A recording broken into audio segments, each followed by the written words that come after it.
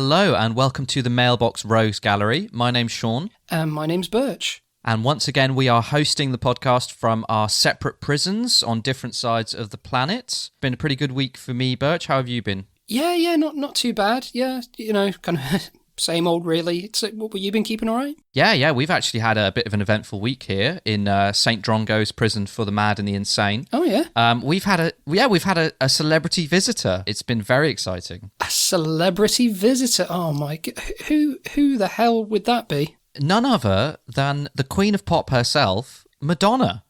And here I was thinking you were going to say Crocodile Dundee. Madonna has been to your prison. Madonna came to our prison, yeah. She came round and she kind of met some of the inmates and the warden and put on a little concert for us, and it was great. That is amazing. She's coming to my prison. She's coming to your one next? Yeah, she's going to be here not very long, less than a week. That is fantastic. She must be doing some sort of Johnny Cash prison tour, San Quentin and Folsom Prison and all of that. That must be it. To be honest, that was sort of my reason for picking Madonna. I've kind of had Madonna on the brain for the past few weeks since we knew that she was coming. Ah, okay, yeah. I mean, I didn't know she was coming. She flew here probably in her private jet. I'm not even sure she told anybody she was coming. It wasn't arranged. She just popped in. But you've had some notice, so great. You can be good and prepared to meet her. How are you going to greet her? Well, the reason we had quite a bit of notice for it is she's meant to be like recording the performance when she gets here. Like you say, I guess she's doing a sort of San Quentin thing going around. And the plan was that she was going to record her performance here. We thought it would be a nice idea if the prisoners put on a bit of a performance of their own. For her? Oh, wow. That's right. Yeah, what we've done, weeks in planning this, weeks. The Life and Work of Madonna, a musical. We've got the theatre room here, so we just thought, well, let's make some use of it, put on a proper show.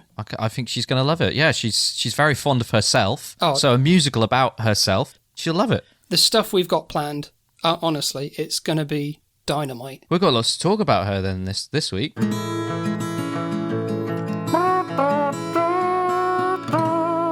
So, as a kid, she didn't go by the name Madonna. Do you know what her family used to call her? Was it Little Nonny? That's right, it was Little Nonny. Well, she actually still goes by that. When I met her recently, she just came in, she was like, call me Little Nonny. Take her back to simpler times. Was she born Madonna Louise Ciccone? Is that how we pronounce her surname? I hope so. That's the musical number that we've rehearsed. Well, okay, yeah. I mean, did you find lots of words to rhyme with Ciccone? Yep, we did. We managed to rhyme Mahoney, which is the surname of the actor who played the dad in Frasier. It's a very tenuous link, but it's about all that we could really think to rhyme with it. Yeah, I mean, I would have used macaroni. I mean, I pronounced it a bit strange there to get it to fit, but I'd say it works. You know what? I think that probably works a bit better and probably has more to do with her than the actor who played the dad in Frasier. Yeah, well, macaroni, pasta, Italian. She's Italian-American. It all comes together. I don't know why we didn't think of it before. I'll quickly make a note of that, just so we can quickly change that lyric. That's easily done. Yeah, well, I just mentioned, from having met her, she's very, very critical, very severe and very biting and quite caustic with her criticism. So, just tread lightly. That's interesting because when you see her like on stage, she's such a kind of confident, boisterous figure. So to hear that is quite interesting. Right, well, I'll let you in on a little secret that was passed on to me from a member of her entourage. You may know that she was, at one point, married to director Guy Ritchie. Yes, she was, yeah. Famously makes a lot of films about gangsters, mobsters. You got Lock, Stock and Two Smoking Barrels and Snatch and various other films like that, yeah. Mm-hmm. He actually based most of his tough guy characters on his time with Madonna. No, really? Yeah. I mean, probably the biggest example, Vinnie Jones in Lock, Stock and Two Smoking Barrels. But that was based on her. That's cut from the cloth, that is. That is her in real life. She's even got the swagger and the scowl. I'll be honest, that's kind of worrying me a little bit now. We've been putting so much work into the actual performance that I didn't even consider the possibility that she might take offence to any of it. I'm assuming your performance is going to be quite flattering. It's going to show her in her best light, right?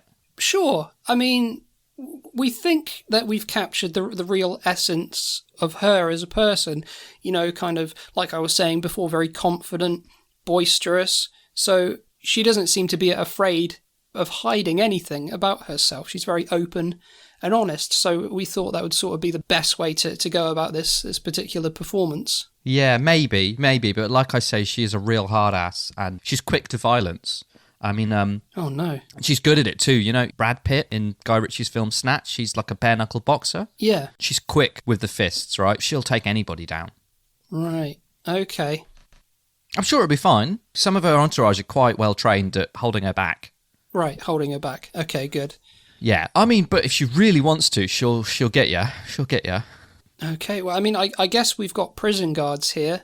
I mean, hopefully they won't be too entranced with our performance, which I know is going to be difficult because it's a dynamite show that we've got here. But hopefully they'll be awake enough to kind of like hold her back. Yeah. Well, tell me more about the show.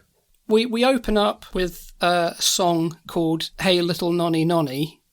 Okay, yeah. Take her back to her childhood. That's right. And I forgot to mention, actually, I managed to get the lead role. I'm playing Madonna. You're playing Madonna, wow. That's right, yeah. And so it starts off with me dressed as a young girl, and all of the other inmates that are going to be kind of performing it with me, they're all playing the family members, singing at me, hey little nonny nonny, hey little nonny nonny nonny nonny, hey little nonny nonny, hey little nonny nonny nonny.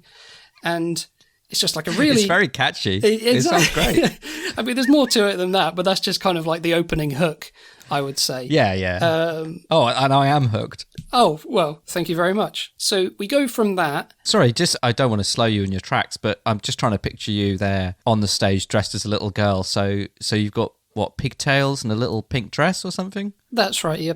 Pigtails, pink dress, stockings, and yeah, I'm kind of on my knees, and I'm doing that thing where I've got like shoes on my knees, so it looks like I'm a lot shorter. And where did you get the wig from, the pigtails? You had to shave a few heads to get the hair for that? That's right, yeah. There are quite a few prisoners that decided to grow their hair long. Usually, like the stereotype of prisoners is that they kind of got the shaved heads. That doesn't seem to really be the case here. People seem to be growing luscious locks. And when they heard that we needed the hair for a musical about the life and times of Madonna, they were more than willing to cut their hair for it. Well, fantastic. What a sense of community you've got there. Yeah. And, I always say, as interested as I am about the writing and production of this musical, I'm also interested in just how you managed to put it all together, how you got things for the costumes. So, feel free to pepper that in, a bit of information about that too as you go along. Sure. Well, it's amazing. A lot of the people that are incarcerated here with me have a background in the arts. Performers, stagehands, lyricists, costume makers. Honestly, it's a very creative prison that we've got going here. It sounds like a utopia for somebody wanting to put on a musical about Madonna. Absolutely. Well, I mean, a lot of these people, they've taken a lot. That's why they're here. So this really is our big break to kind of give something back, I feel, for a lot of us. Fantastic. Okay, you've talked about her childhood, little nonny nonny number. What's next in the musical? So, at a very early age, Madonna's mother actually passes away. Madonna was only 5 years old at the time, so we've got quite a sad moment at that point in the musical, like a lone violin playing, and I'm singing a song, Why Did Mummy Leave Me? So just very tragic, very sweetly played. Sounds like a tearjerker. Absolutely. And then we cut immediately, because a few years after that, Madonna's father... I don't know if you've seen this in your research, but she ended up marrying the housekeeper. He ended up marrying the housekeeper, not she. Did I say she? You don't want to get these details confused when you're putting on a musical of somebody's life, because a 7-year-old girl marrying the housekeeper would be quite scandalous. That would be very scandalous. Well, it's still scandalous, but yeah, more scandalous. Okay, yeah, the father ended up marrying the housekeeper. So she's in her 60s now, so we've kind of got to get this musical moving along so we can get through all of the years that she's been on this earth. Yeah. So we basically go from the sad, quiet song about her mother, this wonderful performer, I must say, in our prison by the name of Spam Johnson. He comes out just as I'm finishing off my sad song. He comes in, boom, I'm shagging the housekeeper, ba-da-da-da-da, something like really up-tempo. And then I'm like, no, you can't. You must be mad.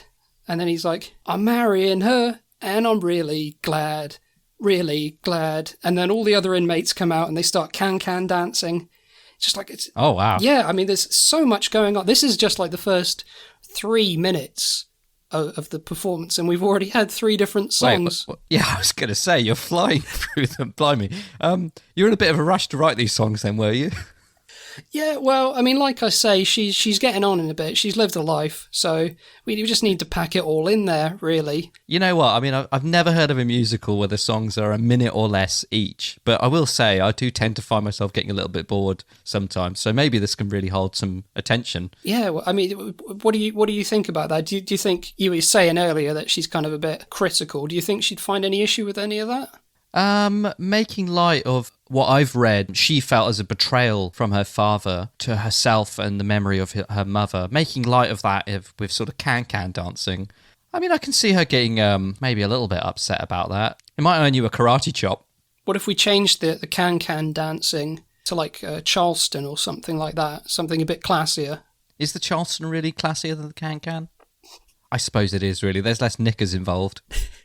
Yeah, that's true. But then again, you know, she may just be in awe of the spectacle, because we all are when we see a can, aren't we? What's the next number? Surely the next chapter in her life would be the big move to New York City. That's right. So she was a very talented ballet dancer at a young age, which earned her a dance scholarship to the University of Michigan. But she dropped out of that, and she said, no, I'm going to move to New York City. The city of apples. The city of Granny Smith's apples. And she went there with $35 in her pocket. And that's the name of the song, $35 in my pocket. So at this point in the musical number, we have inmates dressed as giant apples chasing me around the stage. Right, okay, yeah. Oh, sorry, I forgot that it was you as Madonna. Yeah, chasing you around the stage. Yeah, as a kind of, it's like a metaphor for like the city will eat you alive. Yeah, the apple, the big apple, the city of apples. It's going to gobble you up. Yeah, and there's lots of big apples just chasing me around the stage, and they've got mouths drawn on, as if they're going to eat me alive. Sounds nightmarish. What's the music that's accompanying this? Are you sticking with traditional kind of musical theatre arrangements, or are you branching out a bit into some other genres? Well, I feel like she was pretty eclectic as a musician herself. Oh, yeah. If there's anybody who's reinvented herself and hopped between genres, it's Madonna. Absolutely. So I think it's only right that the musical itself should reflect that. So at that point in the musical, you know, it's New York City, so it makes sense that the best thing that we could have at that point would be bluegrass. Classic New York bluegrass number. Exactly, yeah. You think of all the great bluegrass musicians that came out of New York. I mean, it's only right that be the song. Yeah, I think Madonna would call herself one of those great bluegrass musicians to come out of New York. Little Nonny Bluegrass, as they used to call Little her. Nonny Bluegrass, yeah. And is that the name of the number? Yes. You're like a mind reader, Sean. Yes, it is. Little Nonny Bluegrass.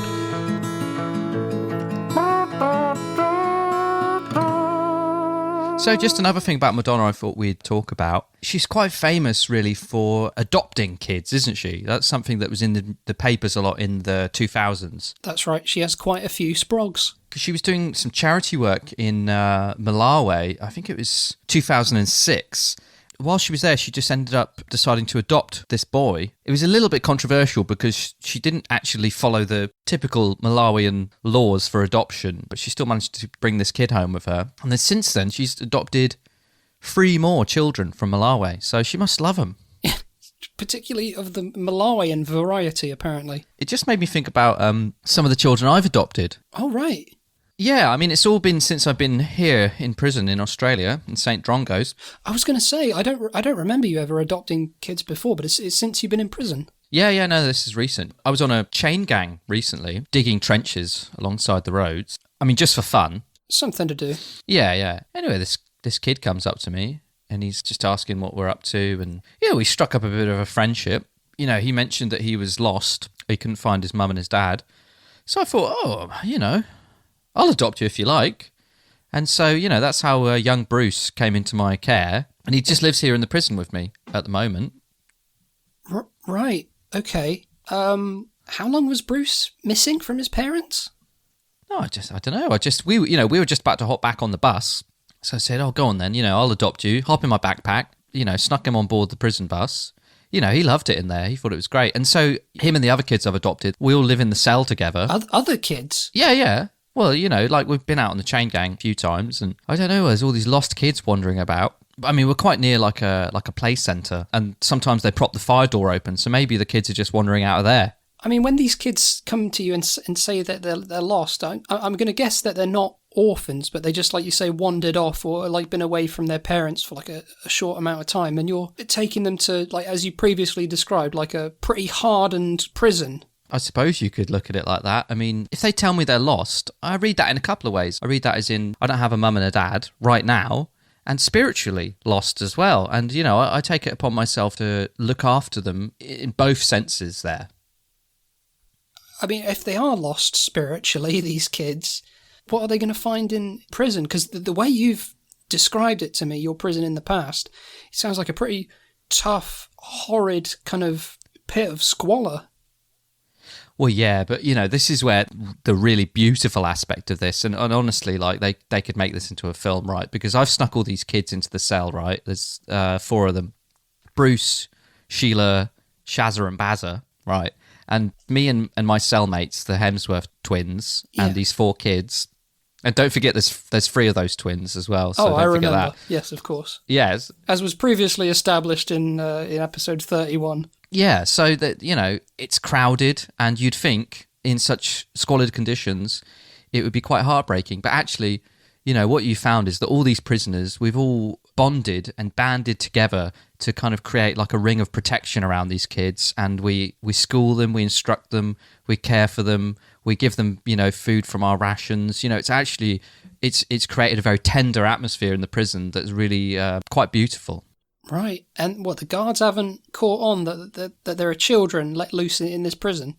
No, it's quite funny actually. We're always up to hijinks. So, they always just either sneak under the bed when the guards are doing their rounds, or a couple of them are quite good at just hanging off the ceiling. Taught them a bit of parkour here as well. Right. So they're quite good at hanging off the ceiling, and then when we're out doing exercise in the yard, what we've got is we managed to sneak a couple of trench coats. So we've got Bruce will usually get on Sheila's shoulder, and Bazza will usually get on Shazza's shoulders, and then we've got them a very long trench coat each, and it just looks like 2 more inmates, Right, classic. And I presume because at that point they'd be very tall, presumably no other inmate would want to mess with them. Exactly. Well, but, like I say, it's like this open secret that we've got among the prisoners, among the inmates, and we've all banded together around them. So, nobody wishes to cause them any harm. I certainly don't want you to get any wrong ideas about the life these children are leading. We're instructing them in the ways of the Lord, obviously, and we're keeping them safe. Of course, but at the same time, I'm sure all their parents are worried sick. Oh, well, I mean, I'd never thought of it like that. I mean, and to be honest, like, it's a bit of a downer that you'd even mention that.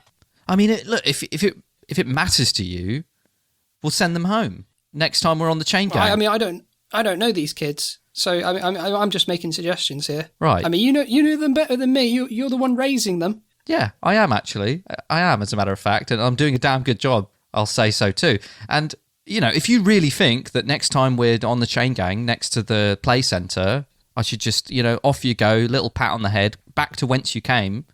Forget all about this delightful misadventure. If you think that's what I should do, then that's what I'll do. You know what? I'm sorry. I misspoke. It sounded like you're doing a bang-up job. Keep the kids.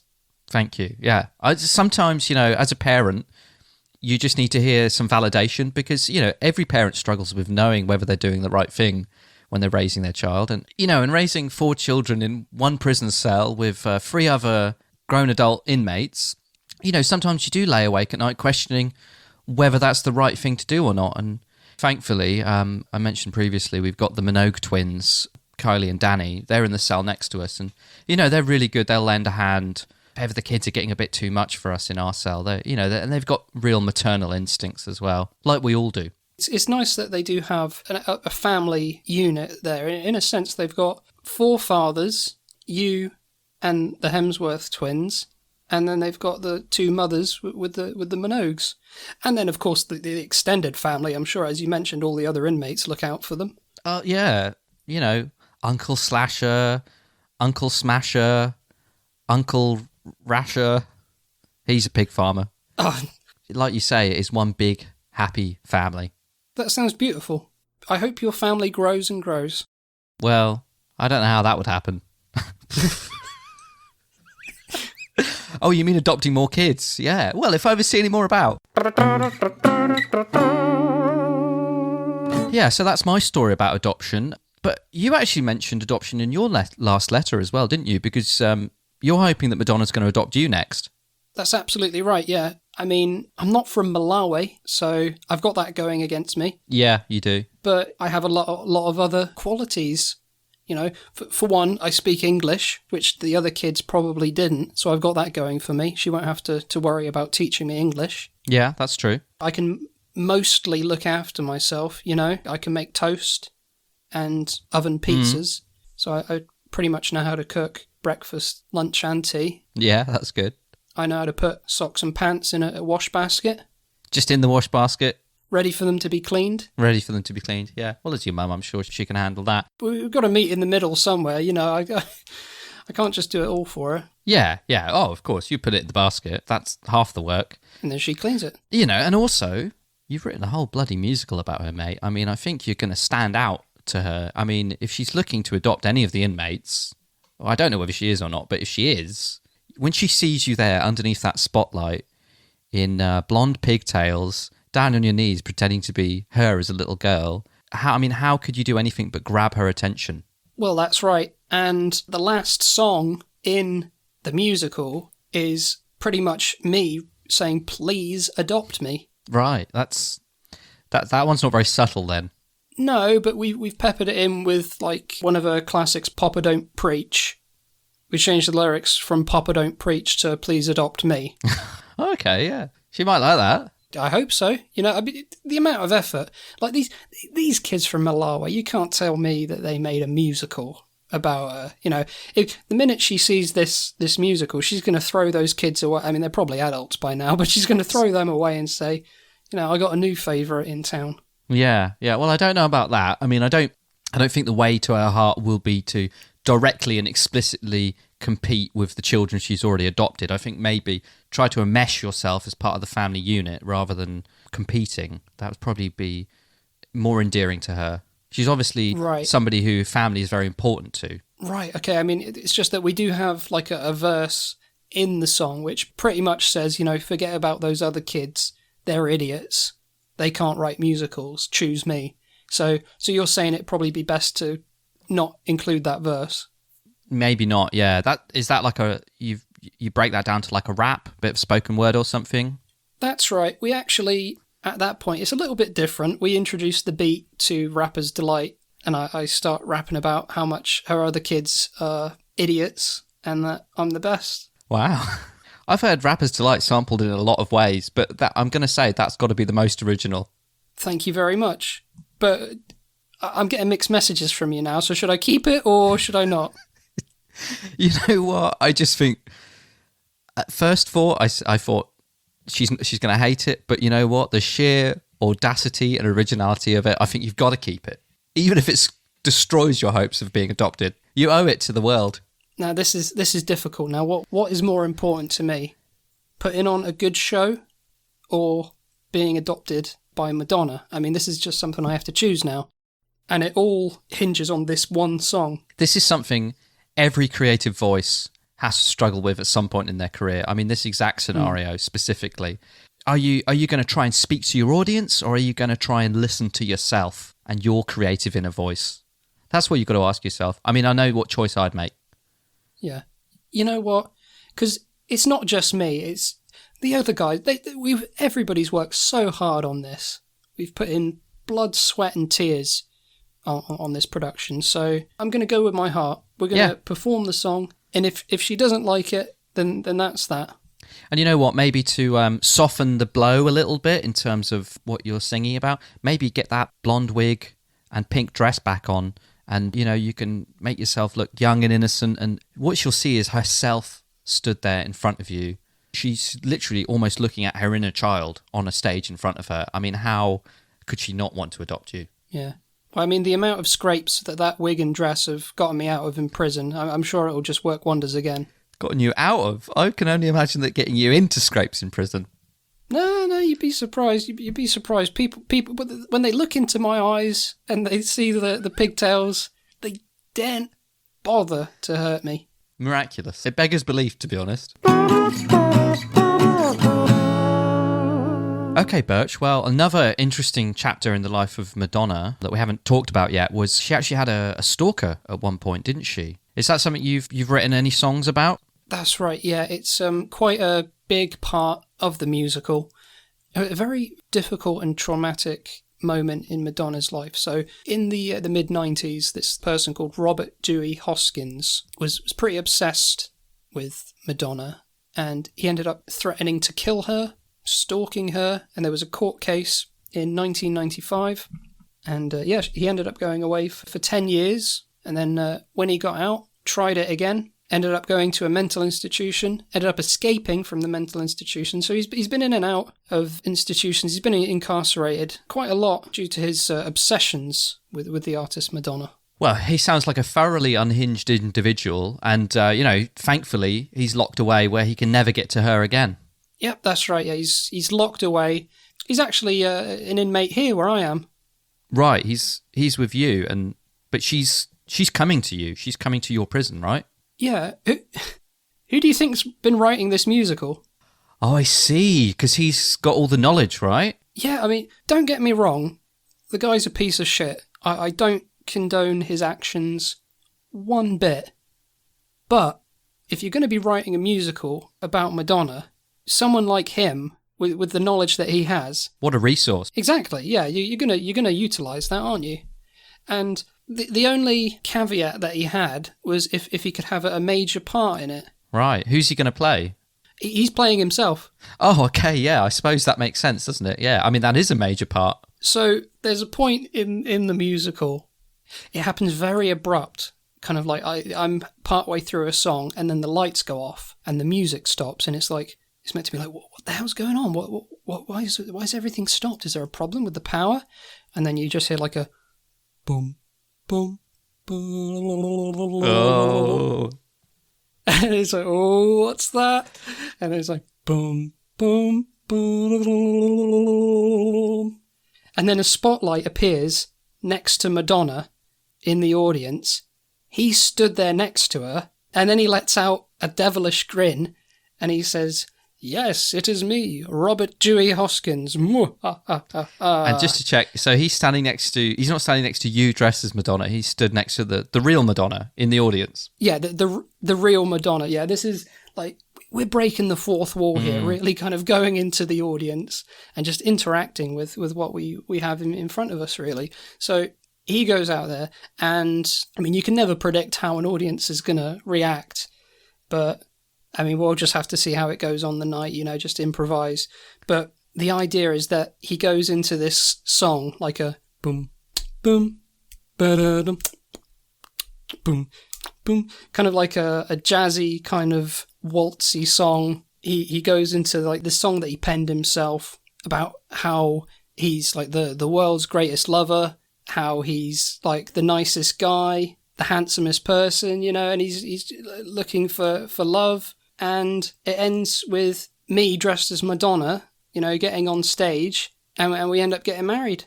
You've taken an interesting turn there from biography into a kind of idealised fantasy version of how her life's turned out. I wonder how she'll react to that. I mean, I guess it could go either way.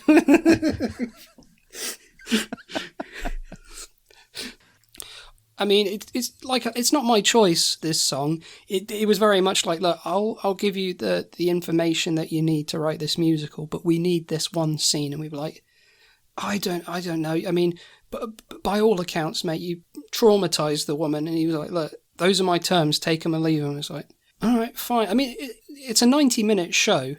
You know what I mean? Like, hopefully that 5-minute segment doesn't stick in her mind too much, and she's just entertained by the other 85 minutes of pure Madonna adulation. Yeah. Okay. As I said, having met her and really got to grips with her and her personality, I mean, I don't think she'll like it. I don't know if she'll react well. She did make sure to get him put in prison, but as I said, she's a bruiser. She can take care of herself. If she has any problem with her standing next to him, punch right to the gut. She'll probably knock a few teeth out as well. And, she'll look after herself. So I feel one way or the other, whether it goes well or it goes badly, the situation will resolve itself.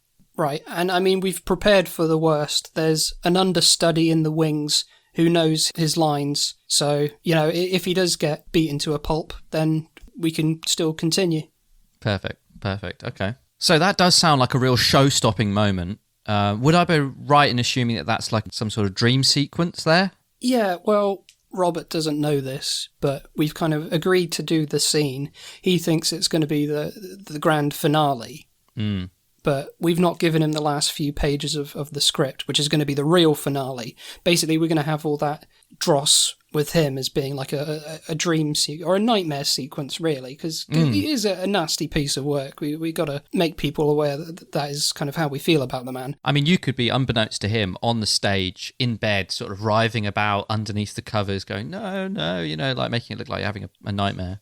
That's right. And then I wake up, or I do a song where I say it was all a dream.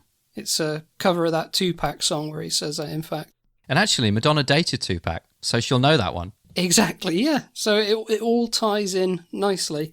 But then, after that, we go into the real finale. Which is you, as aforementioned, begging her to adopt you, to the tune of Rapper's Delight. Very nice. So yeah, we go into the Rapper's Delight bit, a little bit of rapping. Then we go through a lot of the kind of popular music of the 20th century, really, just to really hit home the point that I want Madonna to adopt me. Yeah. So there's some classical, there's like a little musical medley that we've got a lovely string quartet, nice bunch of lads playing that for a little bit. Then we go into some swing music, some Frank Sinatra. I come out still wearing the pigtails wig, but I'm wearing like a Frank Sinatra suit. Oh, okay. That's a striking image. And then I come out and go, fly me to your house so you can be my mum. Yeah. I can be your son and we can have a lot of fun. I may not be from Malawi, but I am your son and I'm here to stay. And then the band's like, da da da da da da da, and then I dance. Bit of tap dancing. Yeah, there's some ballet because she was like a great ballet dancer. So I ballet dancing to Frank Sinatra, which I don't think has ever been done before, but it's sure to catch her attention. Certainly not in pigtails. Certainly not. And so we're doing that, and then you've got to have a big banner drop that says "Adopt Me." Oh, well, that's saved for the very last line, which is basically me going, adopt me. And I'm just like holding this note seemingly forever. Big banner drops, T-shirt cannons fired at the audience. Do you bring those can-can dancers back in? The can-can dancers are back, that's absolutely right. The Big Apples, they come back. They're running around on stage. Fireworks indoors. You got pyrotechnics. Yeah, pyrotechnics. It could cause some issues having fireworks indoors, but we'll see. They got a pretty good sprinkler system, so I'm sure everything will be all right. But yeah, throwing everything but the kitchen sink. Wow. I mean, it sounds like a spectacular event. And, as we've said, if she says no, at the end of the day, we've put on a bloody good show. And that's all that matters. Whatever she says to you at the rap party afterwards, whether she does adopt you or not, you've created something, a singular event, something truly different, something truly unique. Absolutely, that's right. I mean, I say singular event, but, I really can see this going on the Great Wide Way. Thank you. Me too. It's nice to have that validation. We're all very pleased with it. Me, the musicians, the dancers, the actors. Even the prison warden here is very taken with it. He'll very, very frequently come in and watch us like rehearsing just because he loves the songs. Fantastic. Yeah. Yep. Well, tomorrow will tell whether she likes it or not. And if she doesn't like it, she'll kick your head in.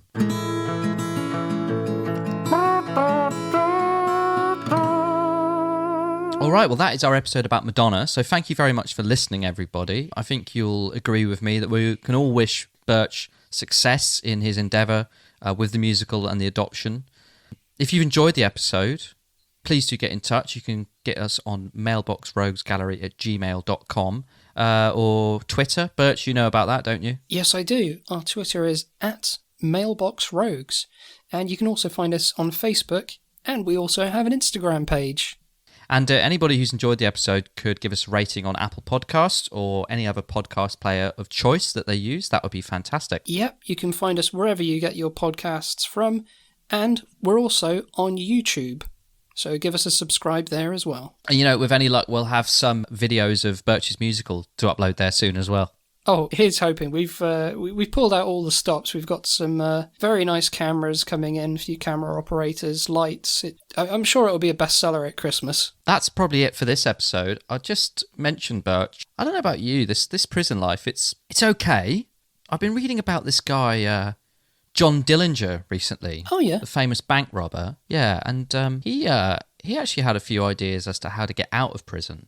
Maybe we'll just turn the mics off for a minute and we can discuss that in greater detail. Sure, yeah. I mean, that sounds like a good idea. I mean, a bit like you. I mean, my prison, sure, it has a theatre, a cinema room, a sauna, athletics pitch, gym. But, it's just, I don't know, it's just missing something. Missing that home touch, I guess. So I'd be quite interested to hear a bit more about this Dillinger chap. Yeah, well, and maybe we can talk about him next week as well. Yeah, sure, yeah, that sounds good to me. All right, well, tune in for that next time, guys. So it's goodbye from me. And it's goodbye from him. Toodles. Bye. Right, practice run of Hey Little Nonny. Choir, are we ready? Ready. Wonderful. Piano player, are we ready? Ready. Excellent, then we're good to go. A 1, a 2, a 3, a 4. Hey little nonny ho, nonny nonny, hey little nonny. Hey little nonny ho, nonny nonny, hey little nonny. Hey little nonny ho, nonny nonny, I have a dream. This little nonny, I am much more than I seem. A star and an icon, a pop music queen. That's what my future holds for me. Little nonny ho, nonny nonny, hey little nonny. Hey little nonny ho, nonny nonny, hey little nonny. What does the future hold for me? Madonna, Louise, Ciccone. Oh God. Perhaps a star of stage and screen, much like Frasier's John Mahoney. He's Frasier's dad, actor that plays, he's not so bad. He's Frasier's dad, actor that plays, he's not so bad.